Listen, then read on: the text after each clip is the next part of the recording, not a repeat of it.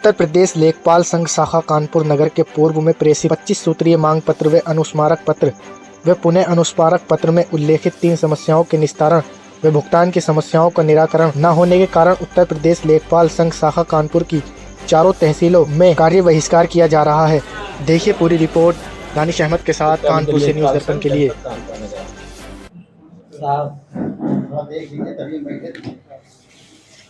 लेखपाल संवर्ग की 28 सूत्रीय मांगों को लेके हम लोग आज प्रेस वार्ता कर रहे हैं। ये मांगे पिछले 1 सालों से जस की तस बनी हुई है, जिसको संबंध में हम लोग उच्च अधिकारियों को बराबर उनके संज्ञान में लाए हैं कि ये समस्याएं हैं, इन समस्याओं को दूर करिए। लेकिन जो समस्या 1 साल पहले थी वही समस्या आज भी उसी तरह बनी हुई है। इस बीच जो अधिकारियों को संसाधन उपलब्ध कराने चाहिए वो संसाधन लेखपालों को नहीं उपलब्ध करा रहे हैं। लेकिन उसके बावजूद लेखपाल साथियों पे बराबर कार्रवाइयां की जा रही हैं। अभी वरासत अभियान के अंतर्गत हमारे कुछ लेखपाल साथियों पे कार्रवाइयां की गई, जबकि किसी भी लेखपाल साथी को खतौनी उपलब्ध नहीं कराई गई है। इतना बड़ा अगर वरासत अभियान चलाया जा रहा है तो हमारे लेखपाल साथियों को खतौनियां उपलब्ध कराई जाएं, वे अपने क्षेत्र में जाएं और खतौनी पढ़ें। जब लेखपालों के पास खतौनी ही नहीं होगी तो वो अपने क्षेत्र में खतौनी कैसे पढ़ेंगे और मृतकों का सत्यापन कैसे करेंगे। उसके बावजूद हमारे लेखपाल साथियों पे कार्रवाइयां की गई। हम लोग मांग करते हैं कि जो हमारे लेखपाल साथियों पे कार्रवाइयां की गई हैं उनको वापस ली जाए, और जो भी हमारे भुगतान है, जो 1 साल से भुगतान है, खसरा फीडिंग आप करा रहे हो 3 साल से, उसका प्रिंट आउट नहीं उपलब्ध करा रहे हो, और दिन में लेखपाल तहसीलों में क्षेत्र में काम कर रहा है और अधिकारी उसके बावजूद रात में कह रहे हैं कि क्षेत्र में रह के आप काम करिए। हम एक उदाहरण देना चाहते हैं कि नरवल तहसील के उप जिलाधिकारी महोदय श्री विवेक मिश्रा जी ने एक आर्डर जारी किया। उसमें उन्होंने कहा कि लेखपाल 10 से 5 तहसीलों में रह के काम करेंगे और 5 से 7 अपने क्षेत्र में जाके किसान रजिस्ट्री का काम कराएंगे। अब आप ये बताइए कि एक लेखपाल कम से कम 20-25 किलोमीटर दूर उसका क्षेत्र है, वो पहले तहसील जाएगा। हमारी महिला लेखपालें भी हैं, वो पहले तहसील जाएंगी, 5 बजे वहां काम करेंगी, उसके बाद वो क्षेत्र में आएंगी, रात में 7 तक वहां काम करेंगी। और वो महिला या लेखपाल जिसका घर 20 किलोमीटर 25 किलोमीटर दूर है, अब वो 7 बजे फिर अपने घर जाएगा और फिर सुबह आके वो तहसीलों का काम करेगा। अगला कदम क्या होगा?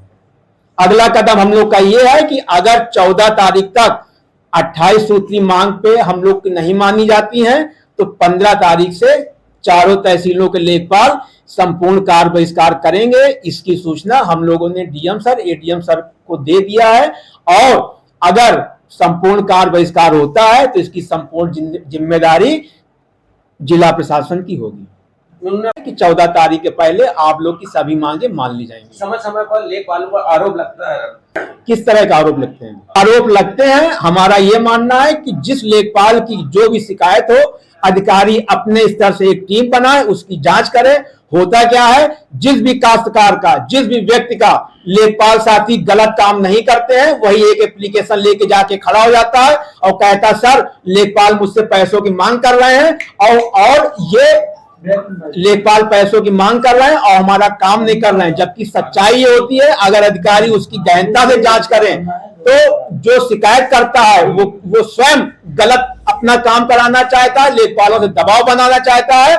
आज के समय में जिसकी इनकम 10,000 है, 15,000 है, 20,000 है, वो चाहता है कि हमारा 5,000 रुपए का 4,000 महीने का हमारा आय प्रमाण पत्र बन जाए। अगर लेखपाल सही जांच करता है तो वही एक एप्लीकेशन लगाता है और लेखपालों की छवि धूमिल करता है। मैं तो आप लोग के माध्यम से अधिकारियों से यह कहना चाहता हूं कि जिस लेखपालों की जो भी शिकायत है वो अपने स्तर से एक टीम बनाइए। अगर लेखपाल दोषी हो तो उसके ऊपर कार्रवाई करिए, अगर काश्तकार दोषी है, व्यक्ति दोषी है तो उसके खिलाफ आप FIR कराइए कि झूठी एप्लीकेशन वो दे रहा है और एक लेखपाल को वो बदनाम कर रहा है। आगे की रणनीति क्या रहेगी?